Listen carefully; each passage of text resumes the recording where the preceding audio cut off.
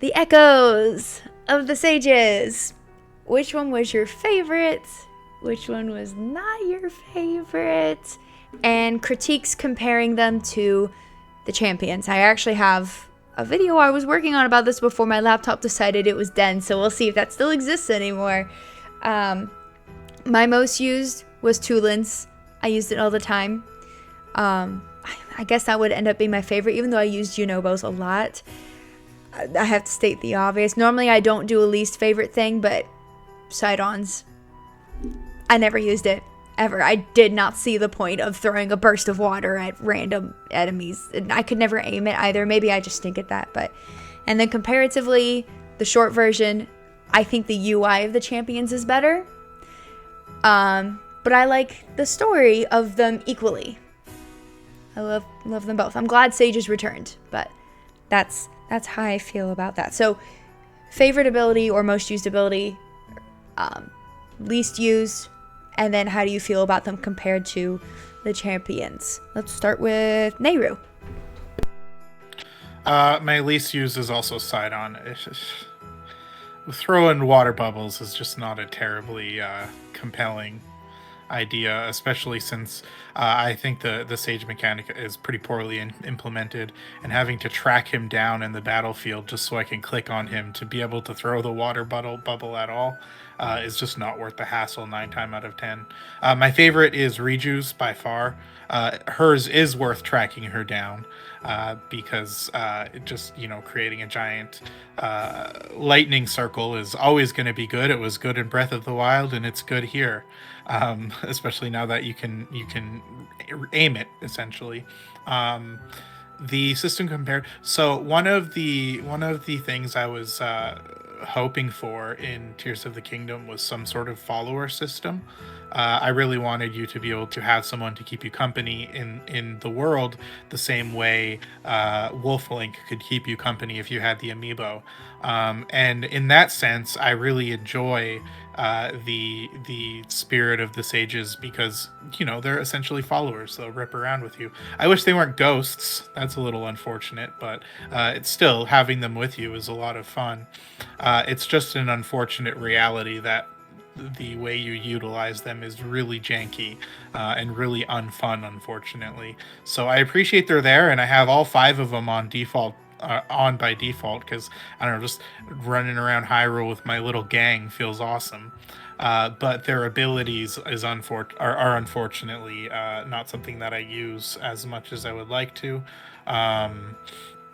Compared to Breath of the Wild, I find that the abilities in Breath of the Wild are a little too good. I find that I enjoy the game less once I get Rivali's Gale, because any thought in traversal just goes out the window. You can just Rivali's Gale literally anywhere in the game, and if you need to get higher, find a spot to land until it recharges and then jump back up. So Tulin's ability to go farther is not, to me, nearly as game-breaking as Rivali's ability to go higher. Same with Mipha's Grace. I find now that I don't have it, I'm having to use my brain a lot more while in combat, because if I die, I don't have a get out of jail free card, Daruk's Protection, it was pretty good. That one was fine too. So I like the Tears of the Kingdom abilities more because they're beneficial without breaking the game or trivializing parts of the game. And I find having to build a Zonai vehicle to get over a mountain a lot more rewarding than just Rivali's Galing over top of it. So I think the UI is unfortunately terrible, and I think one of the sage's wills is just irredeemably bad. But overall, I actually appreciate that they're a little less good than the champion abilities. All right, and Josh? Yeah, so my least favorite, I'm just going to go and get this out of the way. My least favorite, I never used Sidon much. I didn't really care much for his, but my least favorite was Minoru's. I don't like riding her construct because, and I think maybe it's just because I struggled a lot with that boss, and mainly because she just moves so slow. Like, you get on her, she doesn't move very fast, and when you get hit by enemies when you're on her, you take a lot of damage too. And so I just I found it easier just by just letting her go after the enemies by herself and everything. However, I enjoyed each story quest with them, like fighting alongside them while going through the dungeons. That was amazing. Like having Tulin, help you get up to the Wind Temple, Yunobo helping you go through the Fire Temple, and then I enjoyed Riju's quest with the Lightning Temple. I really enjoyed that. It's actually I think it's a kind of a tie between Riju and Tulin for me in terms of favorite ability, because both of them are very useful, and just how you use them whenever you're going through the temples is just so much fun. And then the fact that they all come to help you at the end is really, really cool too. Just their story quest. The story portion with them, amazing. And you may not use all their abilities, but I'm gonna piggyback a little bit off of what Nehru said. I kind of like the fact that they're a little bit less good than the champion abilities in Breath of the Wild, because I feel like the champion abilities in Breath of the Wild kind of made you feel a little too OP. Like I did not play Breath of the Wild with Daruk's protection. I felt like there was like the sense of danger from enemies just kind of immediately went away when I got Daruk's protection. I just kind of did not like that ability. So the fact that they replaced that with Yunobo and him being able to just go after enemies and you can charge them at enemies, I thought was a bit better. My favorites are definitely Tulin and Riju. Least favorite, Minoru, Sidon, Yeah, I know there's going to be a general consensus when it comes to Sidon, unfortunately. And I will say, I didn't think about this, but I actually prefer how the sages help you at the end for the final boss more than the champions. As much as I love how cool the scene is with the champions, if you've done all the divine beasts, and I get it, they're dead. I get why they can't do much else. But I like with the sages that they are hands-on without taking it over. Like, you still have to do most of it by yourself, but they're there, and story-wise, it's really awesome. I was a little freaked out. I was like, don't tell me I have to do these 4 bosses at once. And then I realized, oh, they're going to do them. Okay, thanks. Bye, guys. I'm going to go defeat Ganondorf. All right, Daniel. I actually wanted to fight all those bosses, and then they were like, "You go, we got this," and I was like, "Oh man, okay." Of course you would. I am. I'm sure there'll be a mod for that eventually. Yeah, or apparently, if you don't do the temples, don't do that, and you just go straight there, you do get to fight them. So one day, but yeah, I actually turn off all of the sages, like 99% of the time. I just have all of them off. I don't even use them. Yunobo is the one I use the most for breaking rocks. But even when I'm just traveling, I don't usually have Tulins on, because I'll just build a little flying machine or something. If I'm paragliding through the air or something. So it's I don't know. I love the characters a lot. I really love all of them. But apart from very specific circumstances, I just don't use them. I find they nerf too much of the challenge in combat.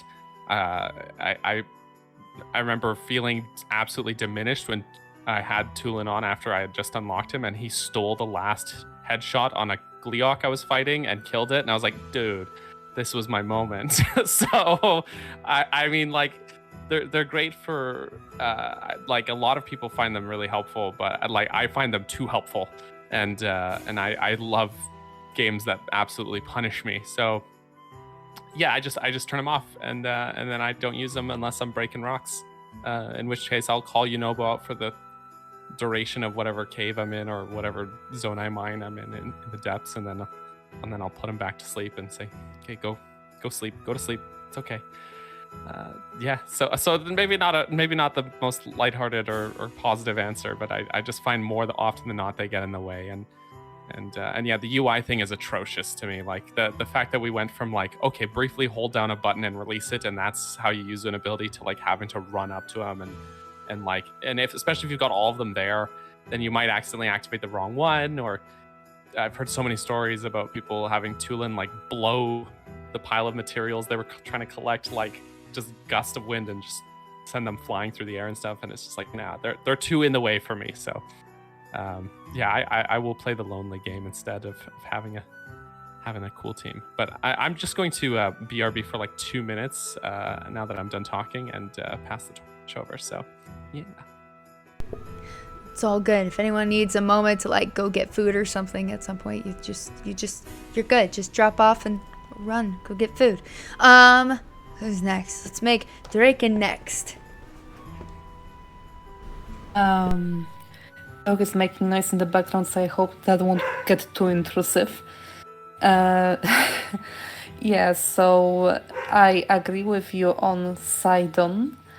That he's the hands down the worst one. I love my fish boy, but that what happened. It's awful. I actually have a little bit of a story with that, because when Water Temple sucks, but when we did the Magtorok, I hated that boss too. It was so annoying. I was getting caught in the sludge all the time. Sidon was always too far away. It was hard to get hits on him, especially in the second phase when he starts running around and escaping from you. With all the sludge around, you can't really move to get to him in time before he turns into a shark again. So when I was doing the rematches with Magtorok in the depths for the crystallized charges, I tried to do them like I did in the temple with Sidon. That's what I was kind of automatically doing with all of the rematch bosses, except for Colgera, because I always fought that without help of Tulin. I just flew around on my own. I was always trying to get them with Sages again. And when I was doing Magtorok, at some point I was like, you know what? Screw that. Turn off Sidon. And in the middle of combat, I pulled out an opal, I pulled out a rod, and I made a water rod, and I fought Magtorok with that, and suddenly that boss was fun! Ditching Sidon makes his boss fun! And it's like, he's so bad that it's detrimental. So that's just sad. But overall, I hate Sages overall. Like, it's a cool idea in concept. I like the idea in concept, but execution is so horrendously bad that I just can't. You can't interact with stuff when they are all out. You can't really get them to do anything half the time. And like, compared with Urbosa, because Ritual requires arrows to work, so another story with the rematch in the depths, I was fighting Queen Gibdo, and I ran out of arrows. I was fighting it without Riju, I just was fighting it all on my own, and when she flies around and there are those mushroom things you need to destroy, you really need arrows for that. So I'm like, okay, well, then maybe I summon Riju and kind of Urbosa Fury that and get on my way. I can't because I don't have arrows. She's useless without arrows. So I had to call her back again and just kind of awkwardly throw things at the monster until it dropped dead. I did beat it, but it was unfortunate. And in terms of my favorite stage, I think it's gonna be Tulin just because of utility of him flying you around. But even that, sometimes when you just go to the freaking volcano to get your durability fixed on a weapon you really like, he will just headshot the freaking Octorok, and I'm like, Tulin, no! Bad! You weren't supposed to do that! It was just unfortunate. So a lot of the time I would just explore on my own without any of them out, really. In that way I preferred champions. They were better realized, and in many ways the sages are a direct downgrade for the abilities. Though, like you all said before, it has its merits. It's less game breaking that way, so that's fine. Yeah. So that's all from me, and now I'll be BRB for like 2 minutes. I'll see what the hell is going on with that dog. It's all good. Peace. Yeah, I totally forgot about the whole you need arrows to make Riju's work. If you don't have arrows, it's like, well, bummer. I do really like hers though. Alright, gaming. Well, fortunately, you can at least use bombs for the mushrooms that create the Gibdos if you don't have arrows. But for the Sage abilities, yeah, I'd agree with people. Tulin's is probably the only one I really care about, because the others just don't seem that usable in gameplay for most part. I will say in battle, I've noticed there's also another problem. Like, can sometimes get in the way or blow stuff up or just attack you by accident. And there are a lot of bad stories where Minoru used our shock emitter and hit Link in the process while, say, riding a Lionel. Or where Yunobo's ability to actually be activated right next to a bomb flower and you'd be blown up. So I think having them all set, say, the A button or charging to same enemies was probably a huge mistake, control-wise. And I feel it would have been better if you had to, hold down the control to use your abilities, or if that you could tell them to back off or target another enemy or something else. Because at the moment, they just they get in the way more than they help, to be honest. Yeah, I think that's completely fair. And I keep forgetting that Minoru is one of them. Like, I know she's a sage, but I forgot I totally did not use hers except for when it was necessary. Too slow. All right, and Adam. I think least favorite, and I hate to say it because I love him himself, but it's Sidon. It's a shame. I think I don't even know what else they would do with him. I can't think of anything. I love Sidon. He's a lovable guy, fish man. But his ability's lame. I'm gonna be honest. It's not fun. Favorite though, I think for me it's got to be Tulin, just because of how much I find myself using it. And I definitely agree with the points that were made earlier about these abilities feel a lot more balanced than Breath of the Wild's. They feel a lot more like you're using them for very specific situational stuff, whereas in Breath of the Wild it feels like you could apply it to pretty much anything, which felt a little bit too easy. Yeah, I would go with Chulin as my favorite. Did I cover all the questions there? I lost track. I mean, yeah, I mentioned Favorite, like if least you want to favorite? compare it to the champions, but that kind of goes hand in Oh, hand with yeah. everything else too. So Yeah, to keep that short, I think they're better than the champion abilities by quite a bit.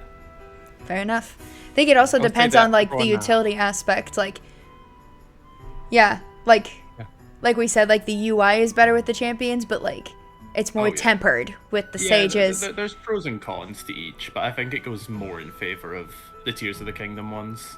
Yeah, fair enough.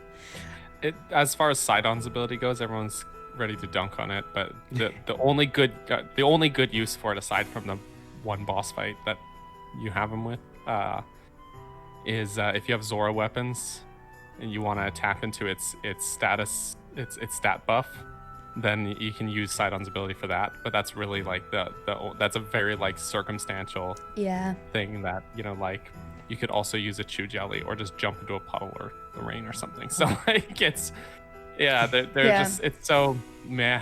It's unfortunate because like Tulin is so useful for traversing, because I didn't make too many air travel vehicles, so he was useful in that respect. If you're in caves, it's so useful to have Yunobo to break the rocks. Fighting enemies, who are you gonna pick? Giant lightning? Water. Like, it's unfortunate, because I think we all agree Sidon's such a great character, but ugh. Alright. I almost would have preferred it if his ability was like he does his little smile and wink thing, and it like Oh gave my you a God. temporary stat buff, like boost because Link's feeling encouraged. or something. Like that. Or That kind of would have been better, in my opinion. That would have Or the been enemies hilarious. get staggered because Sidon charmed them. Yeah, Like a Pokemon ability? that would actually have been better than what we got. Yeah. I mean, yeah. with how a lot of things they did was like in direct response to community feedback. So like if they went and looked at how players reacted to Sidon and kind of incorporated that into the gameplay, that would be so cool. It's just unfortunate. It is.